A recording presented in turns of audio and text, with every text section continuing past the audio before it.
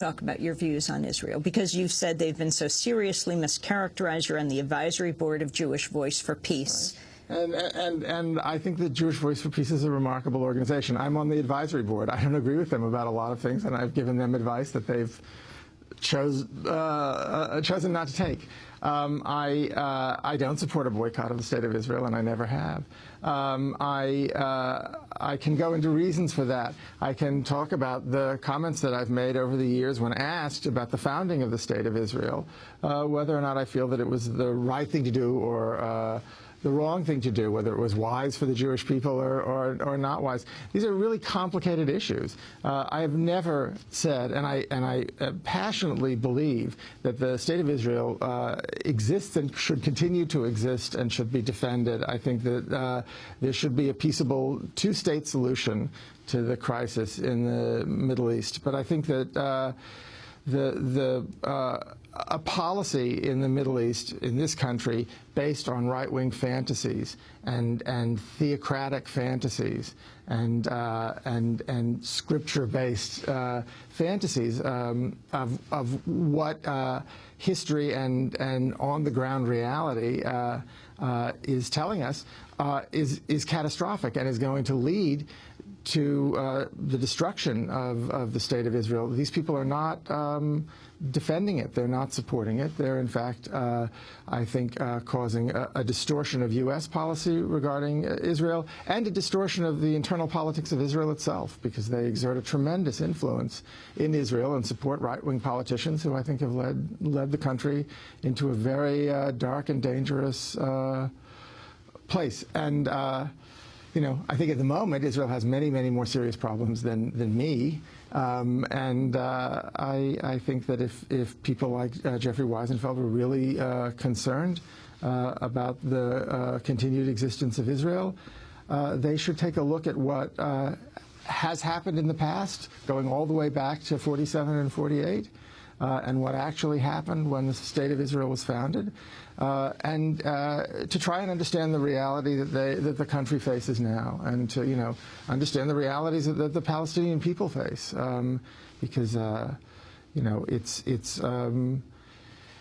it's impossible to shape a legitimate and successful path towards peace based on rhetoric and demagoguery and fantasy. Have you felt pressured not to speak? Have you been afraid to speak out? Do you feel criticizing Israel is different from even criticizing your own country? Oh, absolutely. And I feel that because I'm Jewish. I'm very proud to be a Jew, and I like Jeffrey Weisenfeld and people who think that I'm wrong to speak out about Israel when I feel that Israel has made mistakes. I am very aware of the existence of anti-Semitism in the world. I think it's still a virulent and serious threat to the existence of the Jewish people. And I think that it is very difficult for that reason to discuss what feel like sort of interfamily, politics and political choices and strategies in a world that feels, I think, legitimately, hostile to the continued existence of the Jewish people. I think anti-Semitism is something that has to be taken very, very seriously. But I don't think that it's at all consonant with the precepts of Jewish ethical inquiry, which is, to me, one of the great glories of Jewish culture and of Judaism itself, to remain silent and to lie about reality. I think that being a Jew is in part trying to find within yourself the courage to confront reality and to speak articulately about it and to engage in debate and discussion. And I think it's part of the Jewish way of being in the world to have conversation. And when you hear this man say in that clip, I hadn't actually seen him speaking live. That was an interesting moment. That they were fortunate to get rid of Norman Finkelstein. the language is sort of, it's hard to avoid terms like McCarthyite and Stalinist. It's a kind of a scary assumption of what an academic institution should be. Do you think that Jeffrey Wiesenfeld should be forced to resign from the Board of Trustees of CUNY? I don't like the term forced to resign. I think that there are serious questions that have been raised about the uses and misuses of a position as a trustee of a university. I think it's a very, very weighty and responsible position, and I don't think it should be held by people who don't have, first and foremost, the interests of CUNY at heart.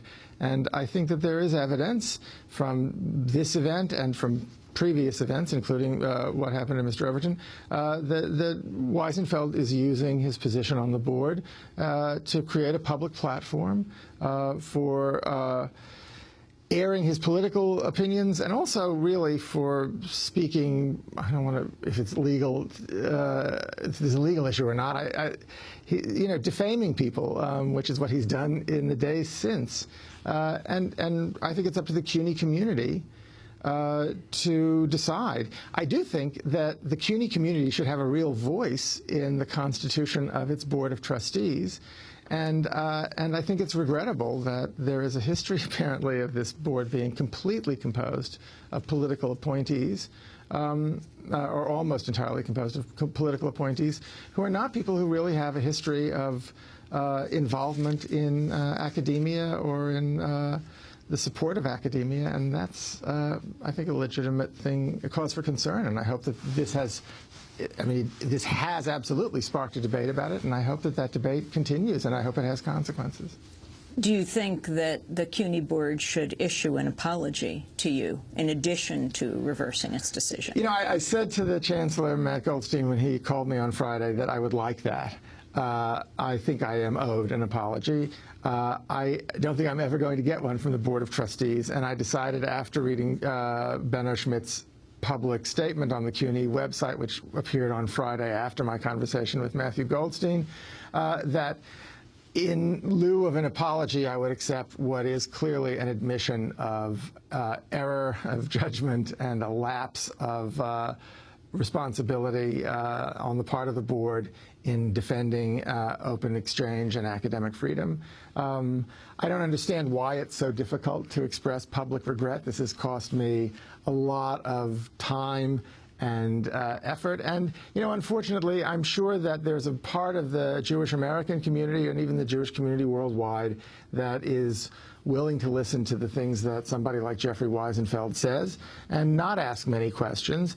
And this does damage to my reputation in the Jewish community, which is a reputation that is immensely important to me. So I feel that an expression of regret would be appropriate. I didn't actually hear the transcript, the podcast of the meeting last night. I understand that some regret was expressed there, and I'm willing to accept that as being enough for now. This is really not about me. I think the exciting thing about what's happened in the last few days is what it's opened up in terms of a discussion about the relationship of the CUNY community to the Board of Trustees, academic freedom, and also Middle East policy. Finally, your play opened at the same time as this firestorm, The Intelligent Homosexual's Guide to Capitalism and Socialism, with a key to the scripture. What impact has this had on that? And do you see some of what you have experienced played out in your play? No, I really don't. The play opened. I think it got some really great reviews, and audiences really seem to be held by it. I think it's a complicated and difficult work of which I'm enormously proud. I think it's a fantastic production with a wonderful cast. I think it's entertaining, and it plays at the Public Theater through the middle of June, so I hope people will come and see it.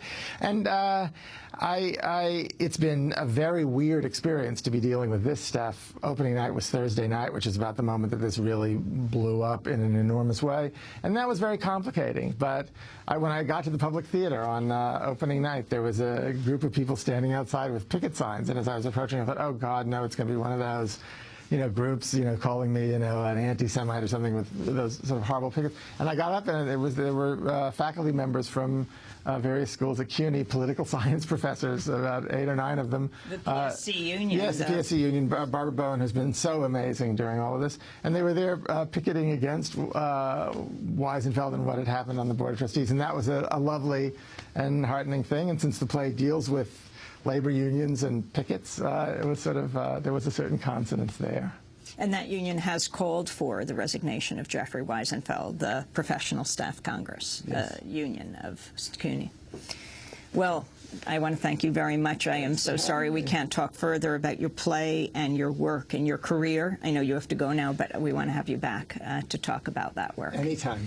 Thanks very much. Tony Kushner, a renowned playwright and screenwriter, won a Pulitzer Prize and a Tony Award for his play Angels in America, later made into an award-winning television miniseries. His latest play, The Intelligent Homosexual's Guide to Capitalism and Socialism, with a key to scripture, opened at the Public Theater. He will be getting an honorary degree from John Jay College, which is part of the CUNY, the City University of New York system. This is Democracy Now! Back in a minute.